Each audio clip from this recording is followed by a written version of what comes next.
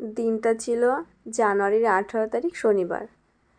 নৈহাটি বড়মার মন্দিরে পুজো দিতে যাব, তার জন্য 2:30টার সময় ওঠা, কারণ আমার চুলের সঙ্গে যুদ্ধ করতে করতেই 2-2.5 ঘন্টা লেগে যাবে। তারপরে রেডি হলাম, রেডি হয়ে বেরিয়ে পড়লাম। সকাল 6টার সময় বেরিয়ে পড়লাম। রাস্তায় এতটা কুয়াশা ছিল যে কিছুই দেখা যাচ্ছিল না। পুরো দার্জিলিংয়ের মতো ফিলিংস হচ্ছিল, এত কুয়াশা।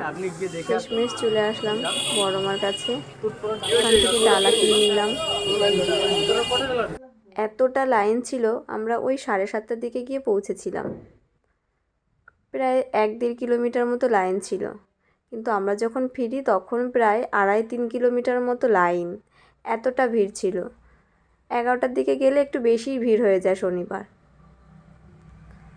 তারপরে আমরা পুজো দিলাম। পুজো দিয়ে মাকে ভালোভাবে দর্শন করলাম। পুজো দিয়ে বেরিয়ে গঙ্গার ঘাটে গেলাম, ওখান থেকে একটু জল নিয়ে আসলাম। তারপর বাড়ি ফেরার পথে একটু খিদে পেয়ে গেছিলো, তার জন্য হাবড়া মা মনসার মিষ্টির দোকান থেকে একটু নিরামিষ খাবার নিয়ে নিলাম সবার মিলে। খাবারটা কিন্তু দারুণ ছিল, আমি আগেও একবার খেয়েছি, আমার কাছে বেশ ভালো লেগেছে। ভিডিওটা তোমাদের কেমন লেগেছে জানিও। আজকের মতো টাটা।